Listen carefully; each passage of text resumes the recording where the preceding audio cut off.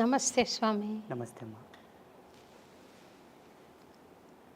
ఎన్నో రోజుల నుండి మీరు అన్నమయపురం రావాలని సంకల్పించుకున్నాం స్వామి. మిమ్మల్ని ఆహ్వానించడం కూడా జరిగింది. అదెందుకో ఈరోజు పరమ పవిత్రమైన శ్రావణ మాసంలో మీరు అమ్మవారి స్వరూపంగా దయచేశారు. చాలా సంతోషంగా ఉంది స్వామి. ఈ మీ రాకలో ఇంతకుముందు రాకపోవడానికి ఇప్పుడు రావడానికి ఏదైనా పరమార్థం ఉందా స్వామి? పరమార్థం భగవతేచ్ఛ. ఆ రోజు రావాలని మేము అన్ని ఏర్పాట్లు చేశాము స్వామి. చిన్న కారణం వలన ఆల్ ఇండియా సాధు సంత్ ప్రెస్ ఒకటి మహారాష్ట్రలో ఏర్పాటు చేశారు, ముంబైలో. స్వామి, ఆ మీటింగ్కి వెళ్ళాల్సి వచ్చింది. నేను అక్కడ వెళ్ళడం వల్ల ఇక్కడ రాలేకపోయాను. భగవత్ చింత ఆ రోజు రాలేకపోవడం, ఈరోజు రావడం, ఇది శ్రావణ మాసంలోనే చాలా పవిత్రమైన రోజు ఈరోజు. అది స్వామివారి యొక్క కృప, మనందరి యొక్క సుకృతంగా ఈరోజు ఇక్కడ వచ్చానన్నమాట. స్వామి,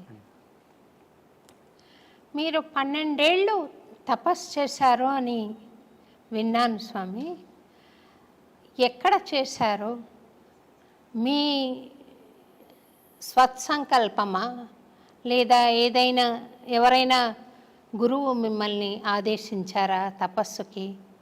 మొదట నా స్వయం సంకల్పమే, నా సంకల్పమే. మా గురువుగారి యొక్క సపోర్ట్ నాకు బాగా తోడైంది. వారు నాకు ఇచ్చిన శక్తిపాత దీక్ష, మంత్రోపదేశ మహిమ, ఆ మంత్రం యొక్క జపశక్తి అనేది నన్ను సంకల్పము దృఢంగా నిలబడేటట్టుగా చేసి 2011లో మా ఆశ్రమానికి వచ్చి, బిజ్వార గ్రామానికి వచ్చి, అక్కడే సుస్థిరంగానే ఇన్నేళ్ళు తపస్సు చేస్తూ ఇప్పటికి కూడా అదే అనుష్ఠానంలోనే, అదే తపస్సులోనే ఉన్నాను. ఇప్పుడు జనబాహుల్యంలోకి రావడానికి గల కారణం ఏంటంటే, కొంతమంది పెద్దలు, కొంతమంది ప్రముఖులు నన్ను చెప్పారనమాట. అయ్యా, మీరు అక్కడ అనుష్ఠానానికే పరిమితం అయితే ఎట్లాగా? తిరగండి, జనాల లోపలికి తిరగండి, జ్ఞాన ప్రచారం చేయండి, ధర్మ ప్రచారం చేయండి అని. వాళ్ళు మహాత్ములే, చాలా గొప్ప గొప్ప వాళ్ళే నన్ను ప్రేరేపించారు. జేర్ స్వామి కూడా నన్ను ప్రేరేపించారు. చిలుకూరు బాలాజీ రంగరాజన్ స్వామీజీ కూడా నన్ను ప్రేరేపించారు. వాళ్ళ యొక్క ప్రేరణాత్మకంగానే జనబాహుల్యంలోకి రావడం జరిగింది. నాకు ఇక్కడ అంటే జనబాహుల్యంలోకి రావాలి, ఇలా మాట్లాడాలని ఇష్టం లేదు.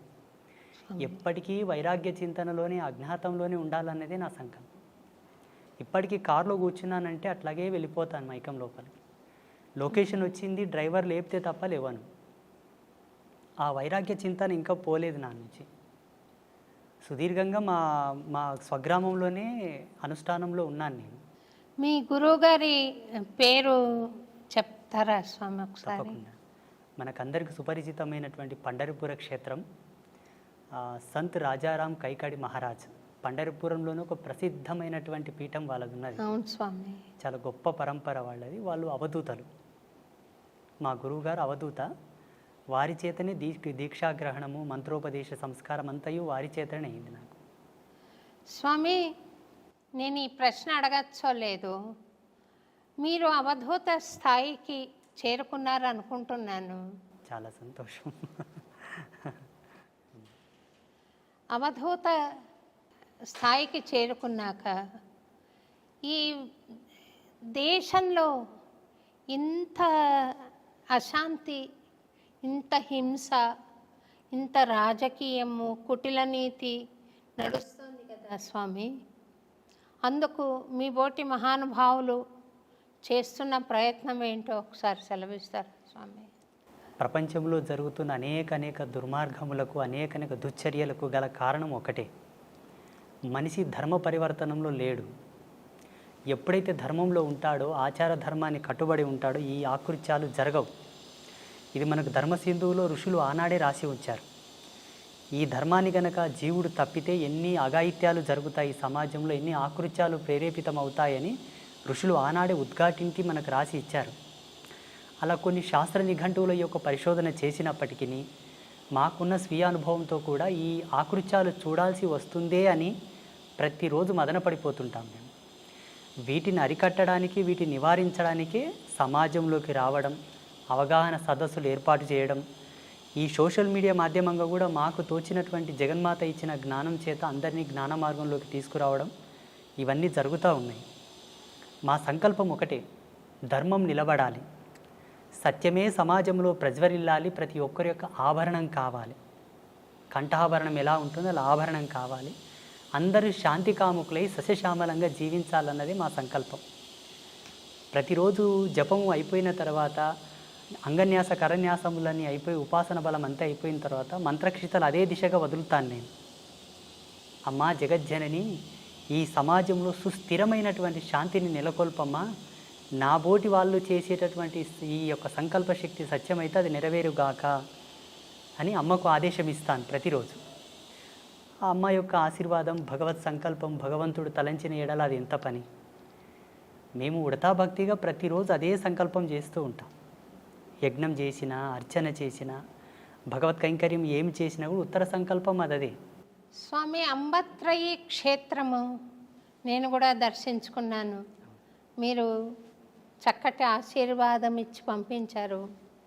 ఆ క్షేత్రం నెలకొల్పాలని మీకు సంకల్పం ఎలా వచ్చింది? 2010వ సంవత్సరం లోపల తీవ్రమైన వైరాగ్యం లోపల అజ్ఞాతంలో ఉన్నాను. అప్పుడు జగదంబ యొక్క ప్రేరణ మేరకు ఒక దర్శనం వచ్చింది నాకు. ఒక స్పృహణ కలిగింది, ఒక ప్రేరణ. ఆ ప్రేరణ ఏంటని 3 రోజులు మదనపడ్డాను నేను. ఏంటి నాకు ఈ దర్శనం వచ్చింది, ఏంటి దీని విశ్లేషణ ఏంటని. ఒక మహనీయుని ఆశ్రయిస్తే ఆయనతో చర్చ జరిపాను నేను. అయ్యా, నేను జపంలో కూర్చున్నప్పుడు నాకు ఇలా కళలు వస్తున్నాయండి, అందరికి అర్థం కావాలని కళలు వస్తున్నాయండి అని చెప్పాను. అవి కళలు కాదు నాయన, నువ్వు చేసే జపము యొక్క తార్కాణం, నిదర్శనపు సూత్రములు. అవి రావడానికి గల కారణం లోక కళ్యాణమే. నీ చేత ఇది జరగనున్నది అని వారు నాకు మొత్తం వివరించి చెప్పారు. నేనేం చేయగలను? నేను దేశంగాని దేశంలో ఉన్నాను, అనగా మహారాష్ట్రలో ఉన్నాను, కూలి పని చేసుకుంటూ ఉన్నాను. నేను ఏం చేయగలను? పొద్దునుంచి సాయంత్రం వరకు కష్టపడితే 100 రూపాయలు ఇస్తారు. ఈ నా జీవన భృతితో నేను ఏమి సాధించగలనని వారిని అడిగాను. ఉత్తర క్షణమే వారు నాకు ప్రేరణ ఇచ్చారు. మీ తల్లిదండ్రులతో నేను మాట్లాడతాను, నువ్వు ఇక్కడి నుంచి వెళ్ళిపో, మీ స్వగ్రామంలో నీ వల్ల జరిగే ఉన్నాయి, నువ్వు వెళ్ళిపో అని నన్ను ఆదేశించారు. అప్పటికి నేను కొంత డబ్బు తీసుకొని ఒక వ్యక్తి కిందకు పని చేయడానికి పోయాను. ఆయన నన్ను వదలరాయి. నా డబ్బు తీర్చే వరకు నువ్వు ఎలా పోతావని ఆయన అంటాడు. మా తల్లిదండ్రులు ఆయనను వేడుకొని నన్ను పంపించారు ఇక్కడ బిజ్వార గ్రామానికి. ఇక్కడ వచ్చి 6 నెలలు తపస్సు చేశాను. మళ్ళీ అనుష్ఠానమే.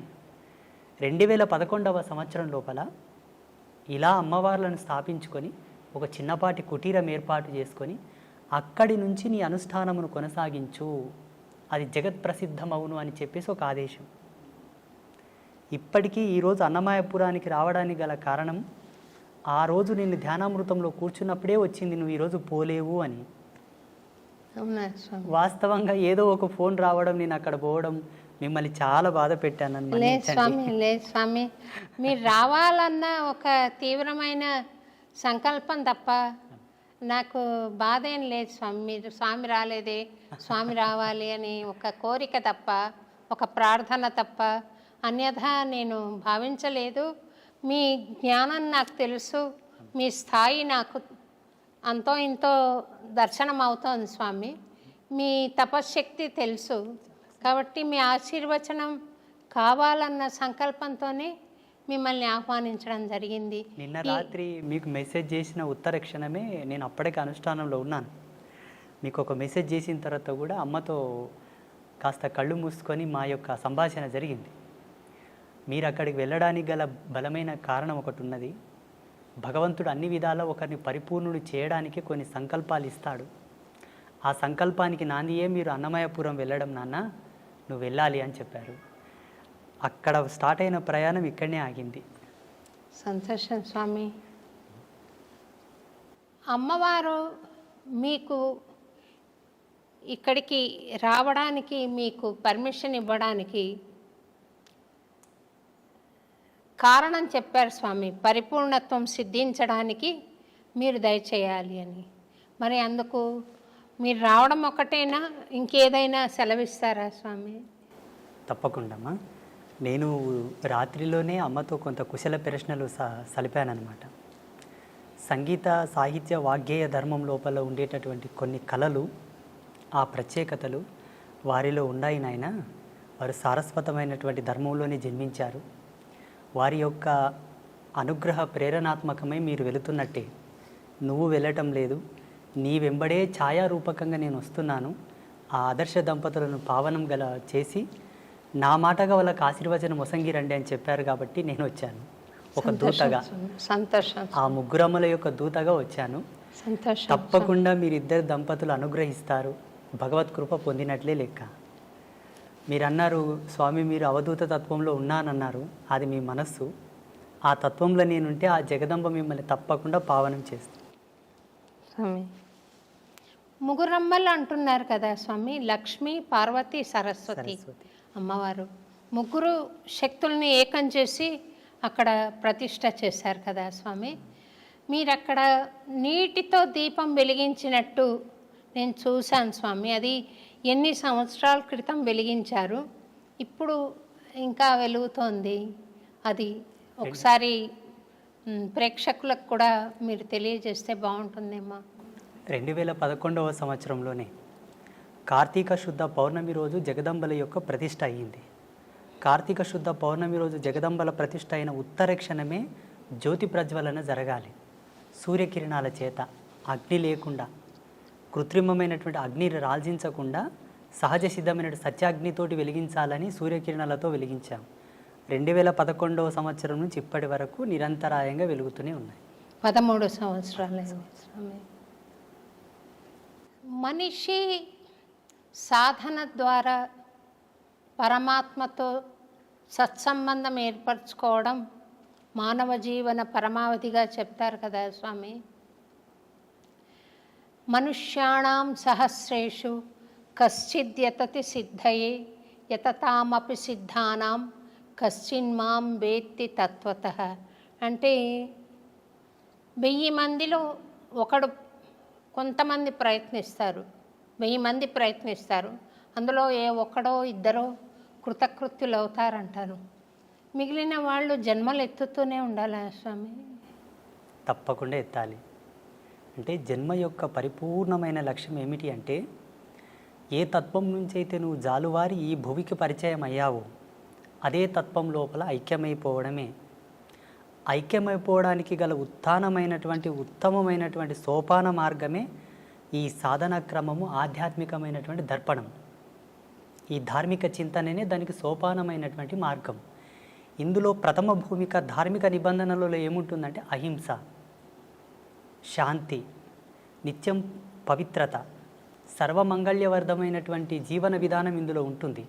అందుకే ధార్మికతతోనే పరమాత్మను చేరుకోవడం సులభము, క్షేమకరము, అన్నిటికీ సయోగ్యమైనటువంటి మార్గమని మనకు ఉద్ఘాటించి చెప్పారు ఋషి పరంపరలు.